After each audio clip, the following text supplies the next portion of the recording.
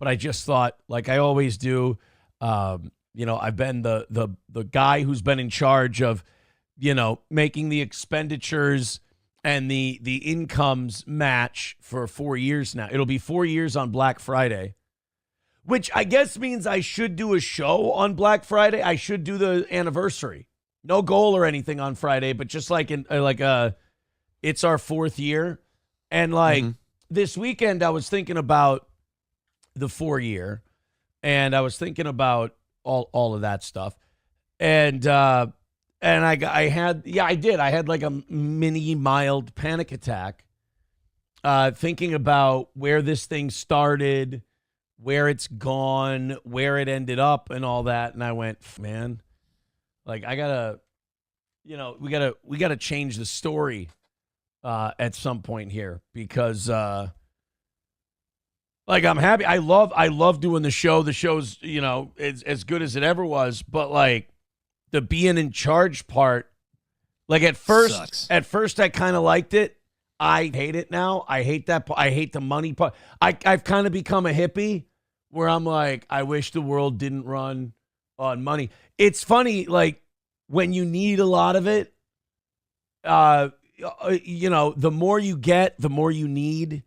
Rat race, the whole rat race thing where you're like, it makes you go like, when I was making like no money in radio back in my 20s or something, I still had money. Like I still, I was happy and all that. And then inflation happened a couple of times. Not even, it's, yeah, I guess that's part of it. But then also just the being in charge part. Being in charge is great when we were just starting out. We came off a radio and people were throwing COVID checks at us, and we had like 12 sponsors who came from the radio and all that. And then like as the years go on, as we head to the conclusion of year 4 of the internet part, I take stock and I'm like, and I don't mean to be, this is not morose. This was just, I'm walking you through where I was at this weekend after I dropped the kids off and everything. I start thinking, I'm like, holy shit. In about 2 weeks here, it's going to be 4 years since I had to leave radio and do it this way and see if the audience would support us doing Steel Toe. And for 4 years now they have. But I thought about like changes, and I thought about mistakes, and I looked back on all that. And I didn't plan to start heavy today, but this came back into my head. I was thinking about it and I went, literally everybody's gone except Johnny. Like everybody's gone. And that bummed me out. And like some of it was health. Like Oz just couldn't go every day anymore. Like Oz's health got the better of him. April and I ran our course, to say the least. And look, looking back, should April have ever been involved with Steel Toe other than tangentially as, a member of my family? No, of course not. She never should have. There were no qualifications. The show took an X-rated, dirty, gross, cheap turn, and the quality suffered as a result. And then, of course, the year 2024 happened. But, like, no Corey. I miss doing shows with Corey. Adrian's gone, and I was thinking about it. I was like, man, like, it's all... Like it's just Johnny and I now, and then it's me in the evenings, and I'm just kind of like, dude, what's next? What's the next era? What's the next thing look like? And it was wild for a minute, and then you couple that with waking up this morning, and I'm like, I don't like waking up every morning and going, we got to hit today, we got to make the money today, because it shouldn't be about the making the money. It should be about doing the show and making a good show. And the hippie part of that part of me loves that. The hippie part of me goes, man, we're going to put on a good show. We're just going to crush it. And this myth that good shows lead to money, that's just not true. There's no correlation of that whatsoever. Not in a million years. Some days you make it, some days you don't. So like the hippie part of me goes, yeah, man, I love doing these great shows. And then there's the capitalist business guy who runs my dream of Steel Toe part of me who goes, some mornings I wake up and have a heart attack.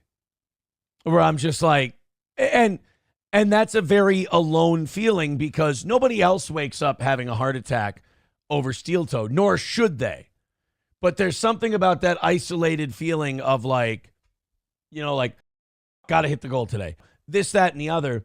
And then knowing that that's only your problem. It's nobody else's problem. It's literally yours. So nobody gives a shit, nor should they.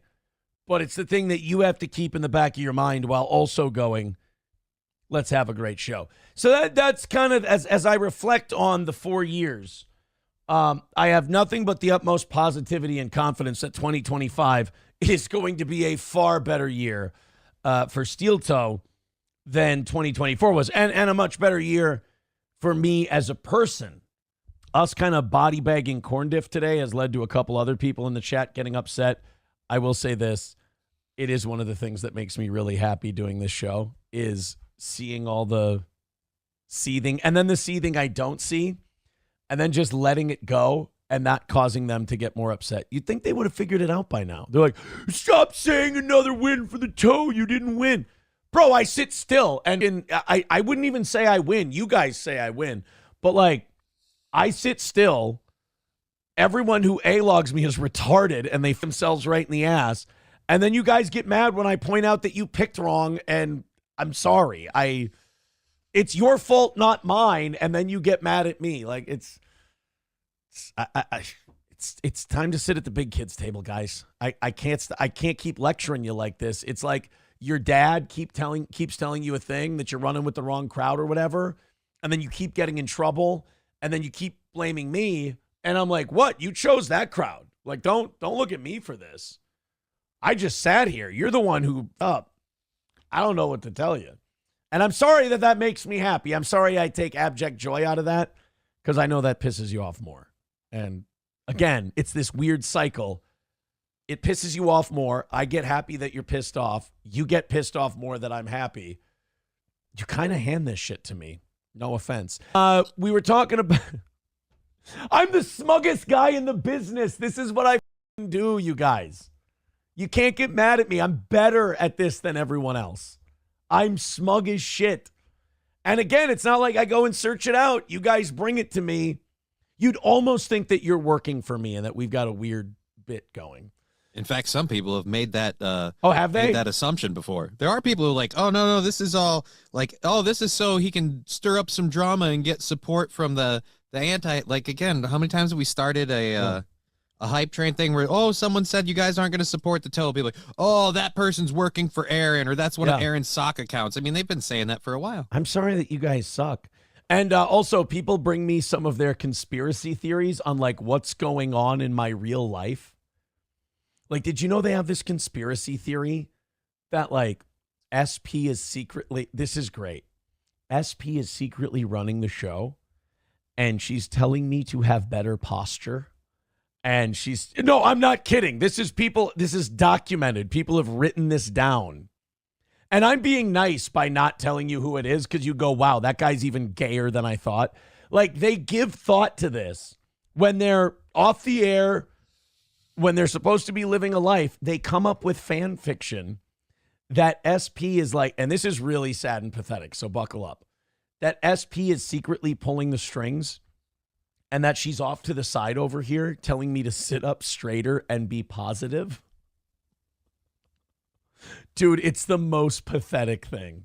It's weird. They keep telling me that you have SP watching my show, so I don't, and I have to behave, and I know, and SP's watching. If you step out of line, she's gonna tell Aaron, so you gotta behave. Do they really? Yeah, they think they think you have well, people, haters or whoever in my show have been repeatedly implying that you have SP watching my show to make sure I don't step out of line. Guys, I'm sorry, but if you guys even think that for a second, I've beaten you. I've gotten into your head. I run your life. And I've beaten you. I've destroyed you as a human being. Like, I've seen people send me stuff. We got spies everywhere. And they'll send me all the fan fiction. And I'll be like, this is great. That these people claim, oh, no, Steel Toe doesn't bother me. I'm not bothered by Steel Toe. And all their free time is spent not only thinking up things that they think is going on, but then, like, living and operating as if that's the case. It's like And the weird part is, it's like regardless of what's going on- it's like writing your own movie and then living the movie. Fucking insane, the things I do. I didn't realize how good at this I was. I right? really do crush these people.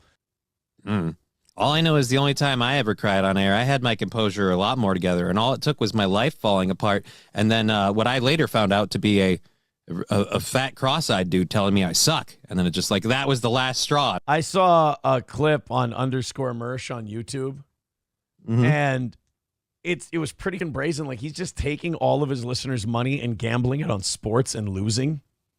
And so, like, all of his streams are now devolving into this, like, I lost X amount of money betting on sports. Give me money, give me money. And it's like, dude, you can criticize our show all you want. Absolutely. We beg for money. Yes, we have a goal every day. Yes, 1,000%. You are not allowed to criticize our show and be intellectually consistent when you're sitting there telling your audience, hey, pay for my gambling debts before Rocco comes and breaks my legs. I don't really think that's how it works.